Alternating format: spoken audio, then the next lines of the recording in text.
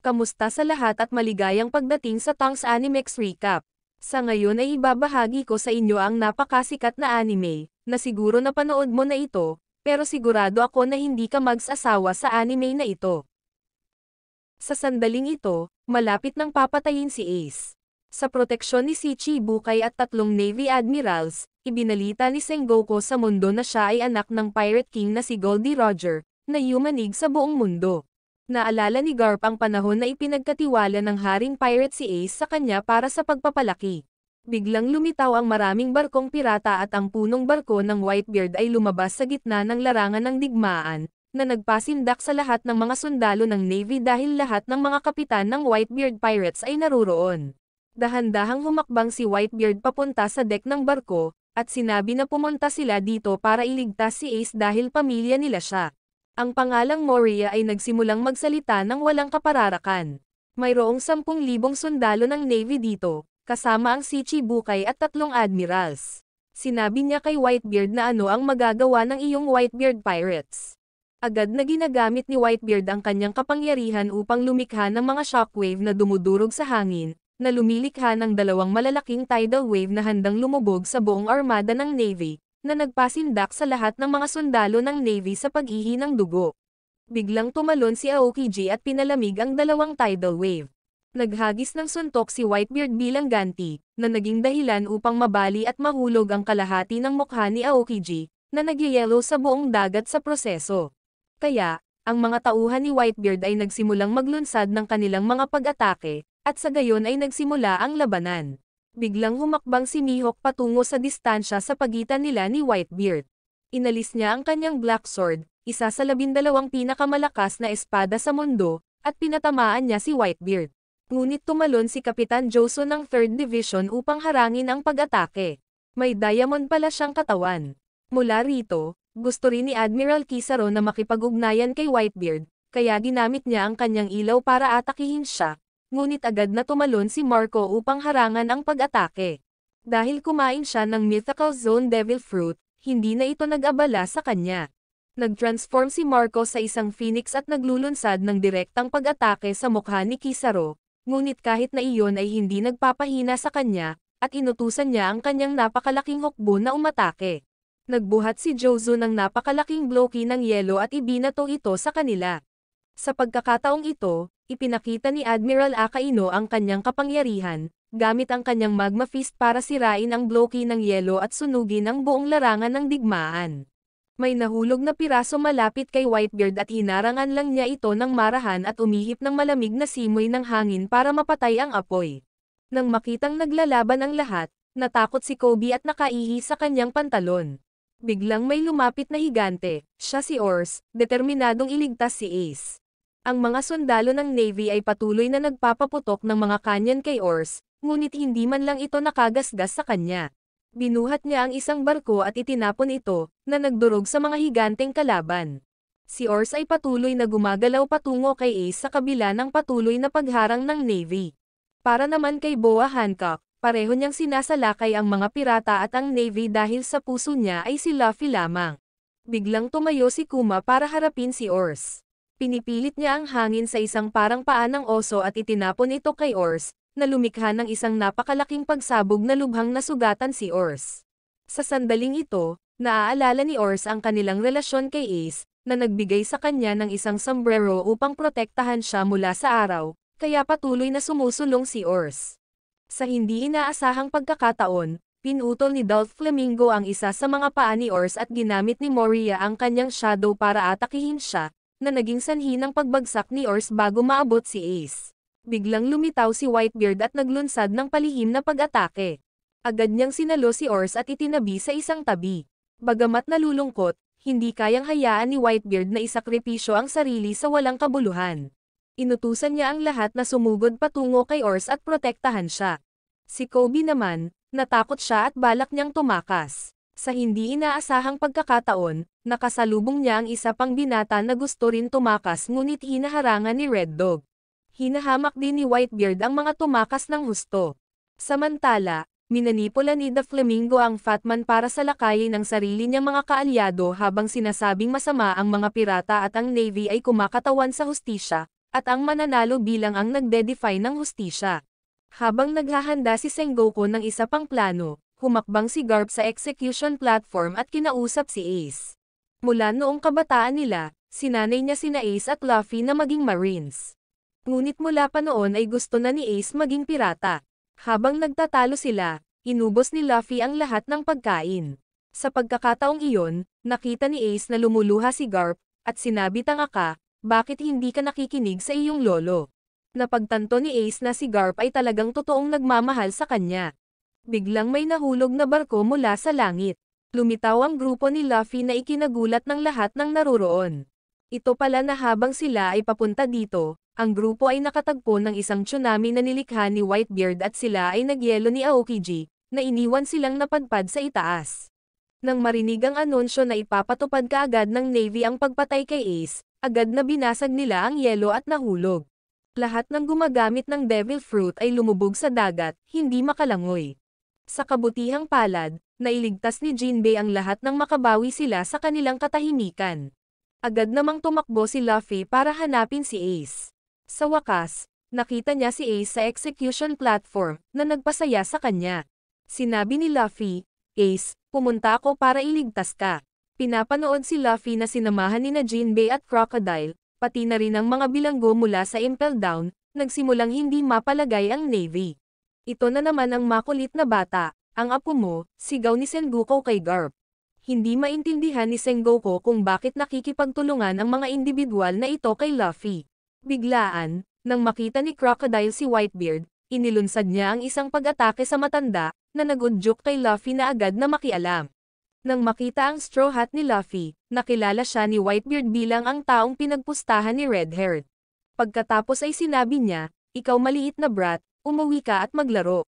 Gusto mo rin maging Pirate King, ngunit ako ang magiging hari ng pirata," sabi ni Luffy, na nagdulot ito ng panginginig sa mga tinik ng mga tauhan ng Navy dahil naglakas loob si Luffy na hamonin ang isa sa mga Yonko.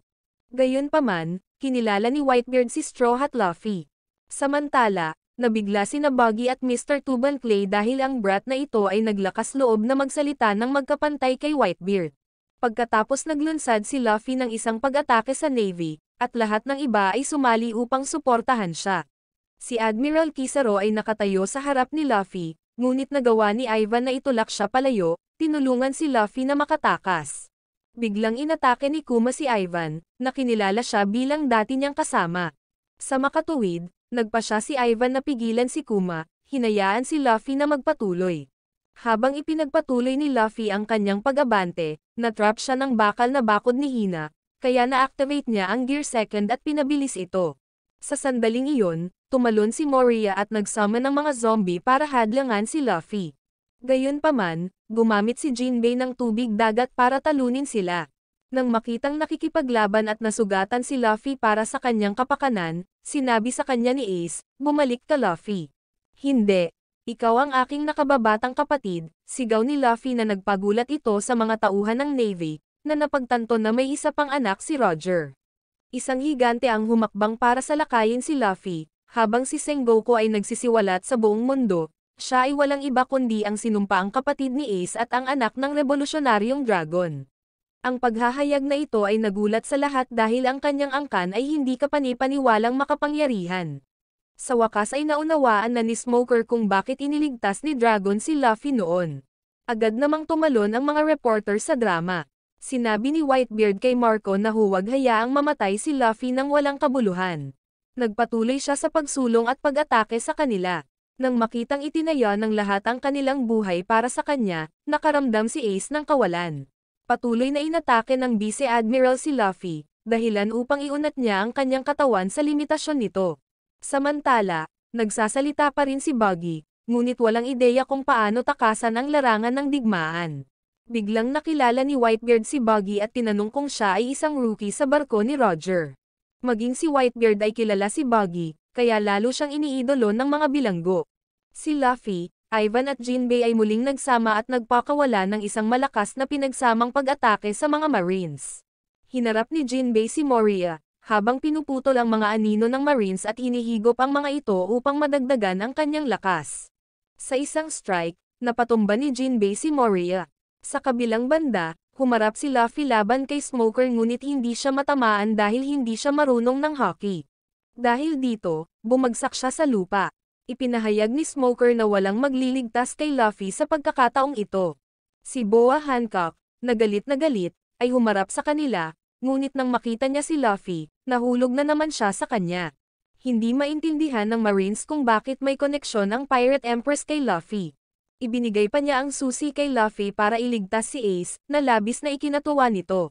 Niyakap ni Luffy si Hancock at tumakbo palayo, naiwan itong nalilibugan at nag-iisip ng kanilang kasal. Biglang naglunsad muli ng pag-atake si Smoker kay Luffy, ngunit hinarangan siya ni Hancock. Nagpapatuloy sina Luffy at Ivan habang hinaharang ni Kuma at The Flamingo.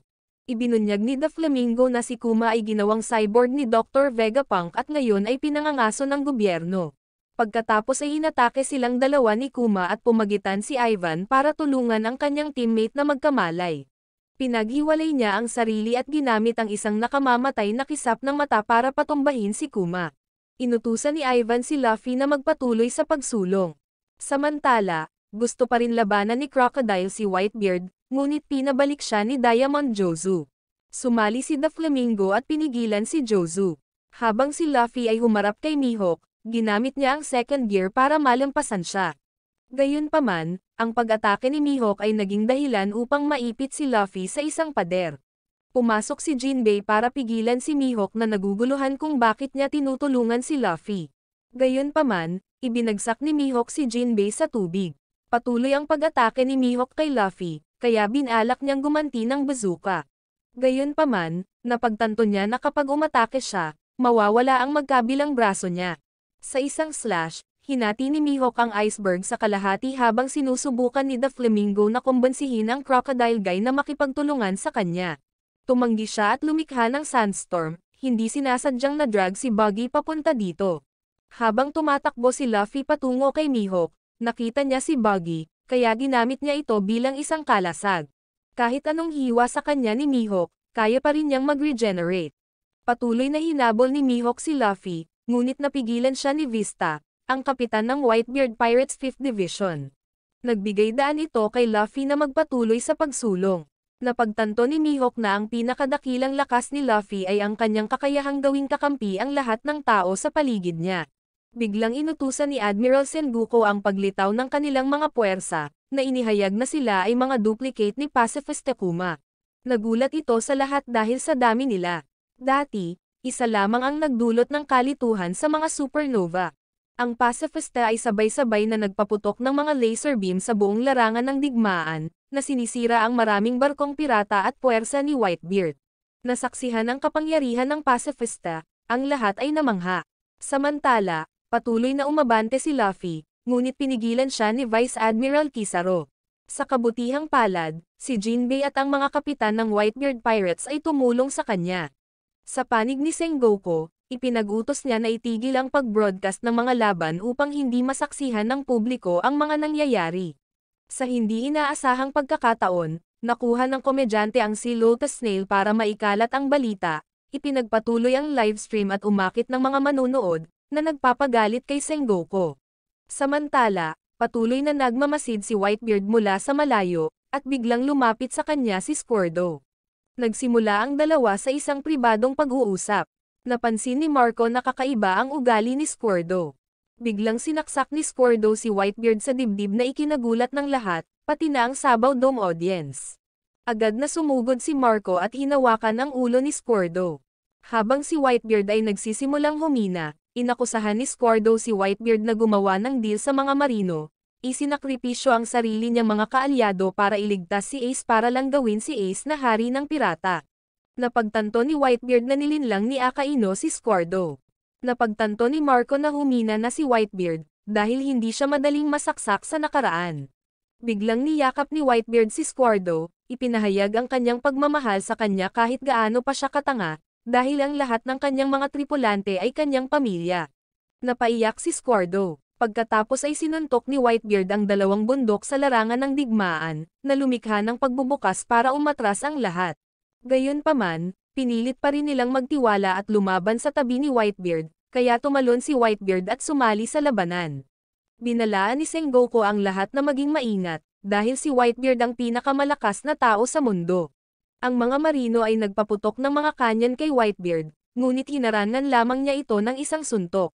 Biglaan, isang higanteng figure ang tumalon pababa upang salakayin si Whitebeard, ngunit madali niyang napigilan ang pag-atake at nagsimulang kumamot sa hangin, na naging dahilan upang tumagilid ang buong punong tanggapan ng dagat. Nakita ni Luffy na nahati ang dagat, na nagpapakita ng kapangyarihan ng isang Yonko. Sa wakas, huminto ang lindol at napagtanto ni Kobe na kalahati ng puwersa ng marino ay nawasak. Ang higanteng figure ay nagpatuloy sa pag-atake kay Whitebeard, ngunit isang suntok ang nagpa-atras sa kanya. Ang mga nasa sabik na alon ay patuloy na nagmamadali patungo sa execution platform, ngunit 3 admirals ang nagawang pigilan sila sa oras. Sa sandaling ito, patuloy na sumulong ang mga pirata. Agad na iniunat ni Luffy ang kanyang braso, balak na tumalon sa kinaroroonan ni Ace. Sa hindi inaasahang pagkakataon, nagpakawala sila ng harang na humarang sa kanya, na iniwan ang lahat ng mga pirata na nakulong na parang mga ibon sa isang hawla. Sa kabutihang palad, mayroon pa ring rutang pagtakas si Ors. Biglang nagpaputok ang Red Dog ng bala na gawa sa lava sa gitna ng arena, na patuloy na umaatake sa mga tauhan ni Whitebeard at naging sanhi ng pagtunaw sa kanila ng yelo, at nilubog ang mga tauhan ng pirata ni Whitebeard sa tubig. Sinubukan ni Whitebeard na sumuntok, ngunit hindi ito sapat para masira ang kanilang bakal na pader. Ganap na winasak ng Red Dog Akaino ang punong barko ni Whitebeard sa pamamagitan ng isang malakas na dagandong, habang si Ace ay nakaramdam ng kawalan ng lakas at hindi nakakatulong. Idineklara ni Sengoku na si Ace ay papatayin kaagad. Gayunpaman, hindi sumuko si Luffy at patuloy na umabante kasama ang mga tauhan ni Whitebeard na sumusunod sa kanya.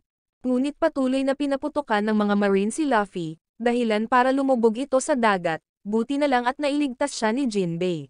Sa hindi inaasahang pagkakataon, buhay pa si Ors, nagpaplanong iligtas si Ace. Patuloy siyang sinalakay ng mga marino. Sa puntong ito, humingi ng tulong si Luffy kay Jinbei. Nang tatapusin na ni Kizaru si Ors, agad na inihagis ni Jinbei si Luffy sa loob sa harap ng 3 admirals. Ikaw ay walang ingat na anak ng dragon, sa tingin mo malalampasan mo kami. Agad namang naghagis ng palo si Luffy sa kanila at tuloy-tuloy na binato ang 3 admirals.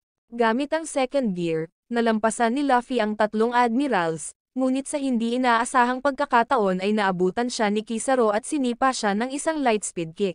Habang papatayin na nila si Ace, sa hindi inaasahang pagkakataon, pumagitan si Crocodile at pinalipad ang 2 berdugo. Mabilis siyang pinugutan ng ulo ni The Flamingo, ngunit agad siyang nag-regenerate, kaya ipinagpatuloy ng 2 ang kanilang laban. Sinamantala ni Luffy ang pagkakataong ito, patuloy na sumulong, ngunit biglang hinarangan siya ni Aokiji, itinutok ang kanyang ice spear sa balikat ni Luffy. Mabilis na lumipad si Marco at naghatid ng isang malakas na sipa sa kanya. Sa gilid ni Whitebeard, isa pang barko ang lumabas mula sa ibabaw ng tubig, kaya mabilis na hinawakan ni Ors ang barko at hinila ito sa pampang, tinulungan ang mga tripulante ni Whitebeard na lumapit sa execution platform. Nang halos marating na nila si Ors, agad na tumalon si Whitebeard, naglunsad ng malakas na shockwave na nagpalipad sa mga marino. Patuloy na inatake ni Aokiji si Whitebeard, tinakpan siya ng yelo, ngunit hindi niya nakayanan ang lakas ng lindol ni Whitebeard, kaya sinugod niya ito upang suntukin siya. Ngunit bigla siyang pinaulanan ng mapangwasak na suntok mula kay Jozu, na ikinasugat niya. Habang si Luffy ay sinusubukan pa ring abutin si Ace, ngunit patuloy na hinaharangan ng mga vice admirals. Sa puntong ito, wala na siyang lakas para lumaban. Nang makitang inaatake ang kanyang apo, nagalit si Garp, ngunit pinaalalahanan siya ni Sengoku na isa siyang marino. Sinipa ni Kizaru si Luffy pabalik kay Whitebeard. Bagamat pagod na siya sa puntong ito, si Luffy ay determinado pa rin na iligtas si Ace, kaya sinabihan sila ni Whitebeard na pagalingin ang bata. Habang patuloy itong umaatake sa mga marino, sa hindi inaasahang pagkakataon, napatigil siya ni Akaino at sumabak sila sa isang matinding labanan. Lilipad na sana si Marco at iligtas si Ace, ngunit sa hindi inaasahang pagkakataon ay tumalon si Garp at sinuntok siya ng isang lightspeed na kamao. Napagtanto ng lahat na siya ang bayani ng Marines, ang kalaban ng Pirate King. Habang pinipigilan pa rin ng Red Dog si Whitebeard, hiniling ni Luffy kay Ivan na turukan siya ng hormone. Si Ace naman ay naiiyak na sa frustration, na naniniwalang hindi siya worth it na isakripisyo ang lahat. Si Whitebeard naman ay humihina na. Nabatid ni Marco na muling lumalabas ang dati niyang karamdaman. Agad naman itong sumugod sa kanya. Sa hindi inaasahan, si Kizaru ay naglunsad ng isang sorpresang pag-atake kay Marco. Kasabay nito, tinamaan din si Whitebeard sa dibdib ng suntok ni Akainu. Samantala, pinayuhan ni Ivan si Luffy, kung patuloy kang lumalaban ng ganito, mamamatay ka. Pero determinado si Luffy na iligtas si Ace, kaya walang choice si Ivan kundi turukan siya ng hormone. Dahil dito, muling tumayo si Luffy. Nang makitang malapit nang mapatay si Ace, nagpatuloy si Luffy sa pagsulong.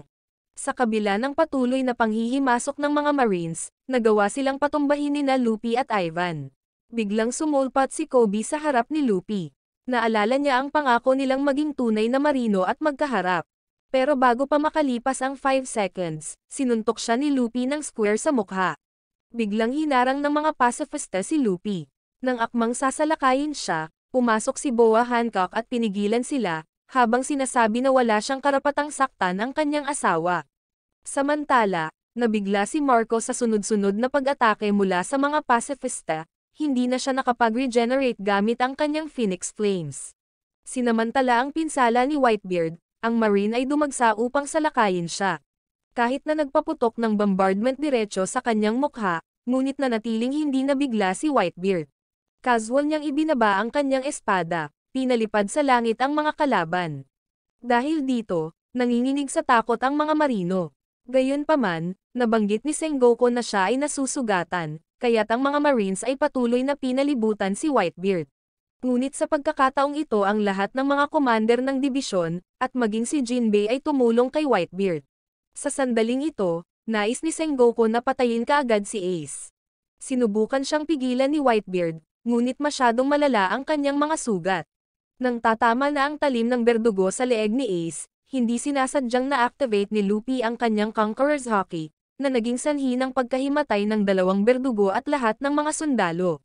Hindi makapaniwala, maging ang tatlong admirals ay nagulat at napagtanto na si Luffy ang dapat nilang alisin. Gayunpaman, hindi nagulat si Garp dahil apo niya si Luffy. Napagtanto ni Ivan na hindi pa natutuklasan ni Luffy ang kapangyarihang ito sa kanyang sarili. Biglang pumagitna si Whitebeard na hawak ang Marines at hinimok ang lahat na ibigay ang kanilang buong suporta kay Luffy. Kaya lahat ng mga tripulante ng Whitebeard Pirates ay tumakbo pasulong upang linisin ang daan para sa kanya. Napagtanto ni Ivan na inilalagay ni Whitebeard ang lahat para kay Luffy. Maging ang tribe ni Mihawk ay sumali sa labanan. Si Mr. One at Crocodile ay tumulong din kay Luffy. Dahil sa tulong nila, papalapit na si Luffy sa execution platform.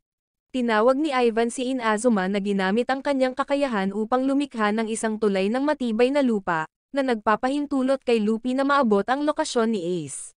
Ipinagtanggol din siya ng lahat ng division commanders ng Whitebeard Pirates. Sa hindi inaasahang pagkakataon, tumayo si Garp sa harap ni Luffy. Sigaw ni Luffy, "Tumabi ka matanda. Kung gusto mong makapasa, dapat talunin mo muna ako." Tugon sa kanya ni Garp. Naalala ni Luffy noong bata pa siya at sinasama siya ni Garp para magsanay kasama ang mga unggoy sa bundok, umaasa na magiging malakas siyang marine sa hinaharap. Ngunit nais lamang ni Luffy na maging isang pirata. Gayunpaman, palaging mahal ni Garp ang kanyang apo. Ngayon ay kaaway niya si Luffy. Inactivate niya ang Gear Second at nakipag-away kay Garp. Pero dahil sa pagmamahal sa dalawang apo ay hinayaan niyang suntukin siya ni Luffy sa mukha. Nagulat ito sa lahat. Sa huli, si Lolo Garp pa rin siya. Sa wakas, pumunta si Luffy sa execution platform at kinuha ang susi mula sa kanyang magiging asawa para palayain si Ace. Biglang nag-transform si Sengoku bilang isang higanteng Buddha at binaril ni Kizaru at sinira ang susi na hawak ni Luffy. Sa hindi inaasahang pagkakataon, nandoon din si Mr. 3, plano pala nitong tumakas, ngunit naalala ang pangako niya kay Mr. 2 na tutulungan niya si Straw Hat. Kaya nagpanggap siyang Vice Admiral para tulungan si Luffy. Nang umatake si Sengoku, pinalaki ni Luffy ang kanyang katawan para pigilan ang pagbagsak ng platform. Sa kabutihang palad, si Mr. 3 ay nakagawa ng bagong susi at ibinigay ito kay Luffy. Sa isang kritikal na sandali, sa wakas ay napalaya si Ace. Bakit hindi ka nakikinig sa akin, Luffy? Sigaw ni Ace, na nagiging sanhi ng lahat upang magalak sa kanilang tagumpay. Pagkatapos ay ginamit ni Ace ang kanyang fire powers para salakayin ang mga marino. Sa wakas, makakalaban na silang dalawa. Patuloy na ginamit ni Ace ang kanyang Mara-Mara fruit powers para sunugin ang mga kalaban. Nang malapit na silang makatakas, lumitaw si Aokiji. Matapos ang isang panahon ng kawalan ng kakayahan, sa wakas ay nagkaroon ng pagkakataon si Ace na ipakita ang kanyang mga kakayahan. Madali niyang nakontra ang mga atake ni Aokiji. Si Sengoku, sa kabilang banda, ay galit na galit, nakikita ito bilang isang kahihiyan sa Navy. Sa sandaling iyon, gustong tubusin ni Whitebeard ang kanyang sarili, kaya dinala niya ang kanyang buong armada upang harangan ang mga puwersang Marine. Sa hindi inaasahang pagkakataon, tumayo si Whitebeard sa harapan at pinahinto ang napakalaking barko gamit lamang ang isang kamay dahil ayaw niyang isakripisyo ng sinuman sa kanyang mga anak ang kanilang sarili. Ibinigay ni Whitebeard ang kanyang huling utos para sa lahat na umatras habang siya ay nanatili sa likod upang palayasin ang mga Marines. Isang suntok ang ginawa ni Whitebeard na yumanig sa buong punong tanggapan ng Marine, dahil ang pangarap niya ay hindi tungkol sa kayamanan, kapangyarihan, o katayuan, ngunit tungkol lamang sa pagkakaroon ng pamilya. Napagtanto ni Sengoku na sinadya ni Whitebeard na palubugin ang buong puwersa ng Marine. Sa sandaling iyon, alam ni Ace na hindi niya hahayaang magsakripisyo ang lahat, at ang mga pagsisikap ni Whitebeard ay walang kabuluhan, kaya lumuhad siya upang pasalamatan ang kanyang ama sa pagprotekta sa kanya sa lahat ng oras. Pagkatapos ay umalis sina Luffy at Ace. Sa hindi inaasahan, tinuya ni Akainu si Ace, iniinsulto si Whitebeard at tinawag ang Whitebeard Pirates na isang grupo ng mga duwag. Nagalit ito kay Ace, at hindi siya papayag na walang respeto sa kanyang ama. Ang apoy ni Ace ay mas mahina kaysa sa kapangyarihan ng magma ni Akainu, at siya ay natalo. Biglang hindi makagalaw si Luffy. Tatapusin na sana ni Akainu si Luffy nang agad na tumalon si Ace para protektahan siya. Bilang resulta, si Ace ay sinuntok ni Akainu sa dibdib, na ikinagalit ng lahat na agad na umatake kay Akainu.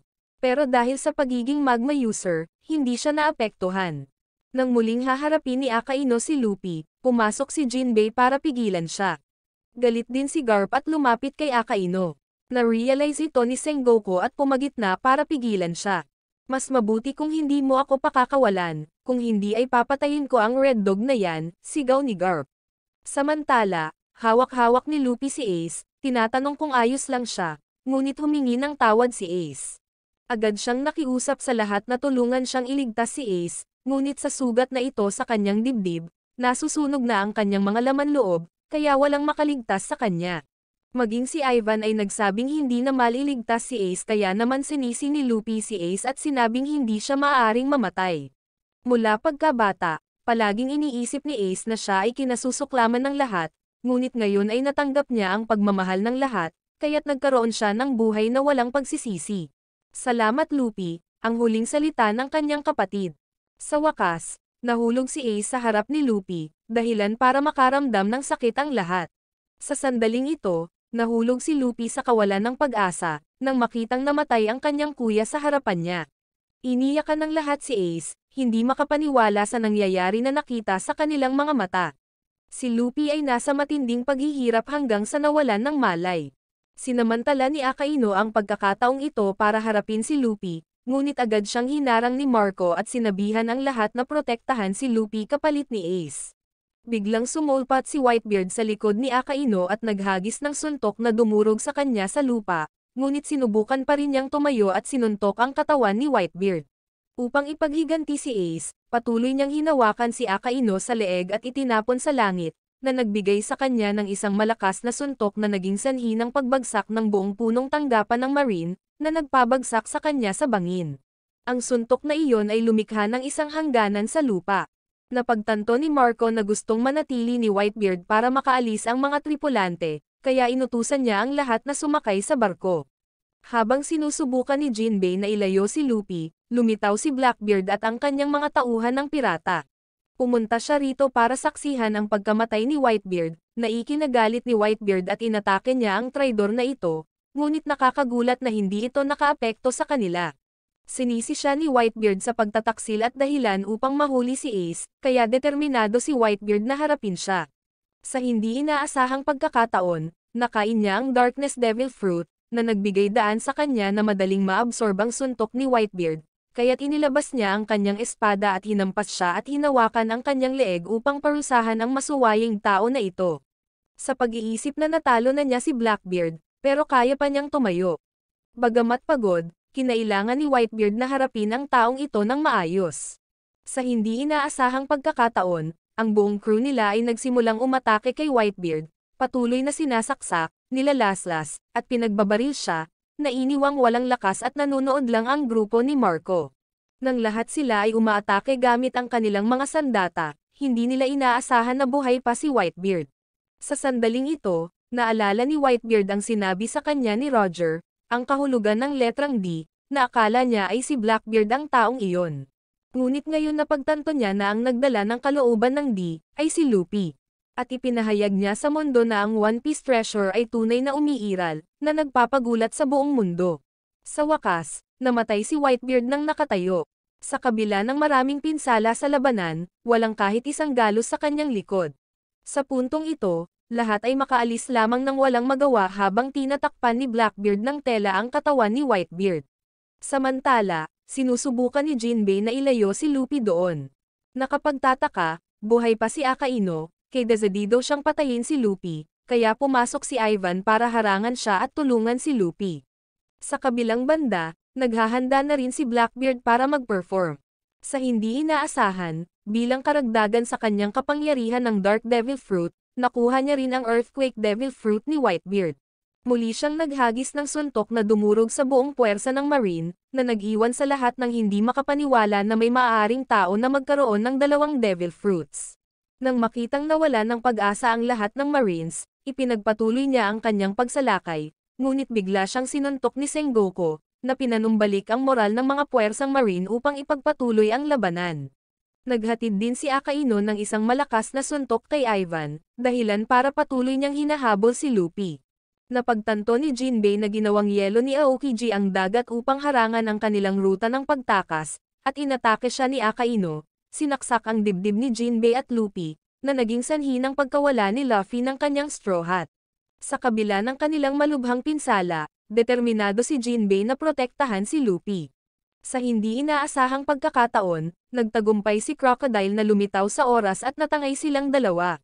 Nagkataon, bumangga sila kay Buggy at ang mga nakatakas na bilanggo ay nahulog sa isang ilusyon na bitag.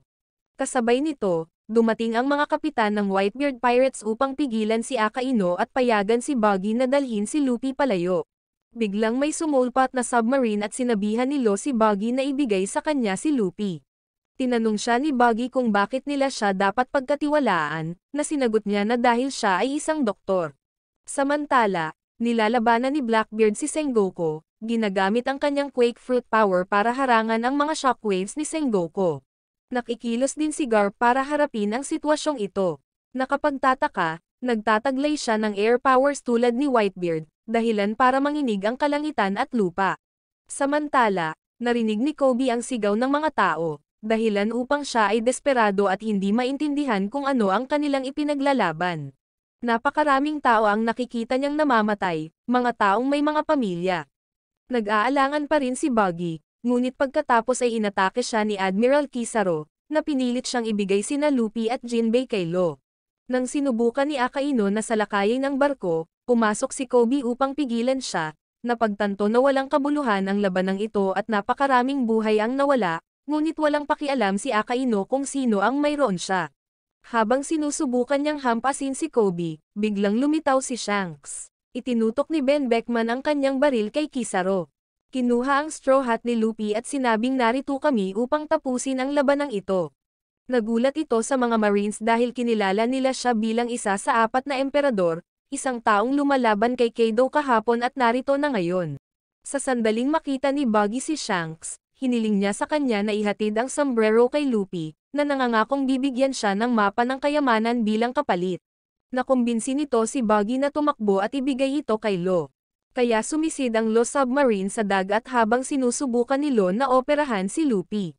Samantala, hindi sumuko si Aokiji at nagpatuloy sa pagyayelo sa dagat. Sa kabutihang palad, lahat ay nakatakas. Gayunpaman, napagtanto ni Buggy na niloko siya ni Shanks, na ikinagalit niya. Ang mga bilanggo na nakasaksi sa pag-insulto ni Buggy kay Shanks ay lalong humahanga kay Buggy. Si Mihawk ay nagsimulang umalis dahil ang pakikipaglaban kay Shanks ay hindi bahagi ng kanilang kasunduan. Sa sandaling ito, humakbang si Shanks sa larangan ng digmaan. Kung sino pa ang gustong lumaban, harapin mo kami. Dahil dito, nag-alinlangan kaagad ang mga puwersang Marine. Sinabi ni Blackbeard na nakuha na niya ang gusto niya, kaya pumayag siyang umalis. Tinanggap din ni Sengoku ang panukala ni Shanks, na ibinigay si Whitebeard at Ace sa grupo ni Marco, at idineklara ang pagtatapos ng labanan. Maraming salamat sa panonood, sana nag-enjoy ka sa anime na ito. Mag-subscribe at pindutin ang notification bell upang updated ka lagi sa mga bagong video na mai-upload namin, at para makatutok sa higit pang Tagalog anime recap, magkita tayo sa susunod.